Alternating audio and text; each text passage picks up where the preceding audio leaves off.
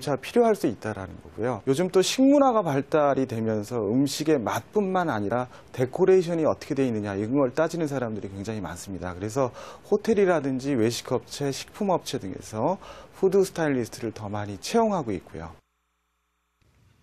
네, 현재 푸드 스타일리스트라는 타이틀을 달고 현지에서 활동하고 계신 분들이요. 한 300여 분 정도 되는 걸로 알고 있습니다.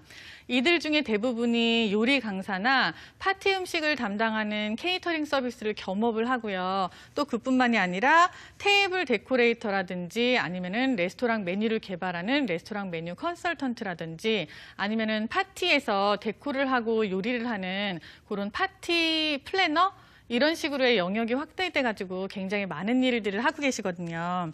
그리고 심지어는요, 대기업에서 운영하는 그런 회사라든지 아니면 홈쇼핑 아니면은 뭐 여러 가지 조금 크고 작은 회사들에서는 방송국도 마찬가지고요. 요즘 같은 경우에는 그 푸드 스타일리스트를 아예 계약을 하고 고용을 해서 딱 이렇게 회사 안에 들여서 전문적으로 일을 맡기는 경우들도 있어요. 이런 수요들이 점점 늘어나고 있기 때문에 앞으로는 조금 더 푸드 스타일리스트의 영역이 확대되지 않을까 하는 생각이 들고요. 그리고 아시다시피 근무 여건이라는 거는요, 근무 시간 특히 그거는 정해진 것이 없습니다. 이렇게 대기업이나 홈쇼핑 같은 경우에는요, 방송이 있거나 본인들이 상품 촬영을 해야 돼서 필요할 때 시간을 정해서 출퇴근 시간을 마련하고 있기도 하고요. 그렇지 않고 대부분 프리랜서로 일하고 있는 저 같은 경우에는요, 저희가 일이 있을 때 나가서 일을 하고 또 일이 없을 때는 쉬어야만 하는 그런 딱히 정해진 것이 없는 근무 시간 이런 것들이 뭐 어떻게 보면 장점이자 단점일 수도 있고요. 그리고 이런 시간적인 여건 말고 또 보수적인 거를 굉장히 많이들 궁금해 하실 텐데요. 보수에 관한 것도 딱히 정해진 것이 없습니다. 이 직업군이라는 것 자체가 이제 막 생겨나서 자리를 잡기 시작한 직업인데다가 전문적으로 일을 담당을 하고 있다 보니까 또 이 푸드 스타일리스트만 가지고 일이 이루어지는 거는 거의 없어요. 저희는 사진 촬영이나 아니면 광고 매체나 뭐 동영상식의 그런 영상 작업에 인볼브 돼 있는 직업이기 때문에 혼자서 일을 못해서요. 저희가 보수 책정되는 것들도 다 이렇게 연결돼 갖고 책정이 되고 있거든요. 그래서 보면 제가 처음에 했던 그 일 중에 하나가 맥주 파는 호프집의 메뉴 촬영이었는데요. 이 맥주집을 아시다시피 많이 가보시잖아요. 메뉴가 한두 가지가 아니라 대부분 한 100여 가지에서 많게는 200가지 정도가 돼요. 그것들을 모두 다 사진 찍는 회사도 있고요. 그렇지 않은 회사도 있는데 그 몇백 개 되는 사진을 하루에 다 찍고요. 그거를 일당으로 그렇게 지급을 하는 경우들이 대부분이에요. 처음에 제가 받았던 돈은 사실은 10만 원, 20만 원이고요. 하루에 한 200개 정도의 메뉴를 사진 찍었던 적들이 되게 많았습니다. 그리고 제가 처음 시작했을 때 이 일이 한 7년 정도 전이었는데요. 지금도 뭐 메뉴 촬영이나 이런 것들의 여건은 크게 개선되지 않은 걸로 알고 있습니다만 사실 열심히 해서 실력을 쌓고 그리고 결과물을 많이 내게 되면요. 여기서 훨씬 더 많은 좋은 보수를 받으면서 일을 할 수가 있는 것이 또 이 직업의 매력입니다. 홈쇼핑 같은 경우는요. 보시면은 상품에 따라서 굉장히 다른 그런 지급을 받고 있기도 한데요. 일이 어렵거나 아니면 요리가 많거나 할수록 조금 더 많은 돈을 받기도 하고요. 또 광고 같은 경우는 아무래도 광고에 효과가 있다 보니까 조금 더 페이가 높게 책정이 되기도 합니다.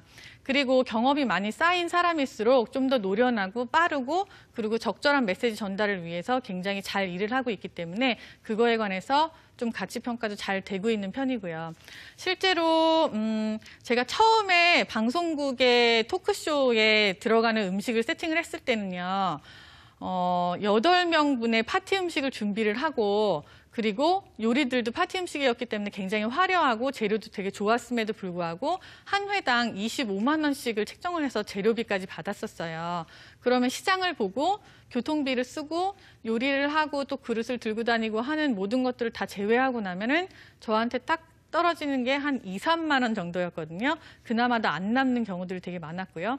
하지만 방송을 통해서 보여지는 제 요리에 관한 그런 성취감이나 그걸 보고 시청자들이 조금 더 많은 분들이 공감을 할 수 있는 그런 작업이었기 때문에 그 성취감을 가지고 그게 계속해서 가능했었고요. 거기에서 또 인정을 받아서 다른 프로그램을 하게 되고 또 여러 프로그램을 더 많이 담당을 하게 되어서 지금 제가 방송을 전문으로 하고 있는 푸드 스타일리스트가 됐다라고 얘기할 수 있을 만큼 이렇게 된 것 같아요. 실제로 페이는 그때는 이제 그랬었지만 요즘 같은 경우에 살펴보면요. 저같이 조금 전문적으로 열심히 일하시는 분들은 드라마나 영화 같은 거를 한 작품씩 담당을 하고 있기도 하시거든요. 그런 경우에는 뭐 그때의 10배에서 뭐 20배 혹은 그 이상 되는 페이를 받기도 하십니다. 드라마 같은 경우는 조금 장기적으로 그렇게 끌고 가는 경우가 없지 않아 있어서요. 뭐 6개월 이렇게 드라마가 방송되는 기간 동안에 이렇게 계약을 하게 되는데요. 그동안에 거의 출근 형식으로 이렇게 나가서 음식을 담당하게 되는 경우가 많아요.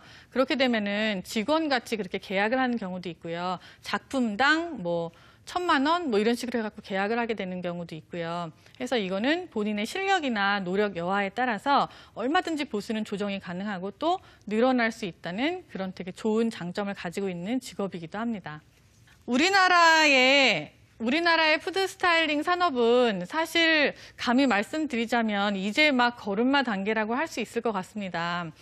음식 문화 발달이 잘 돼야 사실은 푸드 스타일링이라는 작업도 같이 발전을 할 수가 있는 건데요. 사람들이 그냥 맛있겠다 하고 먹는 것과 그거를 통해서 어떤 메시지를 전달을 받고 그리고 그거에 따라서 본인들이 선택할 수 있는 폭이 넓어진다면 저희들도 더 영역이 확대될 수 있는 되게 좋은 기회가 되는 거거든요.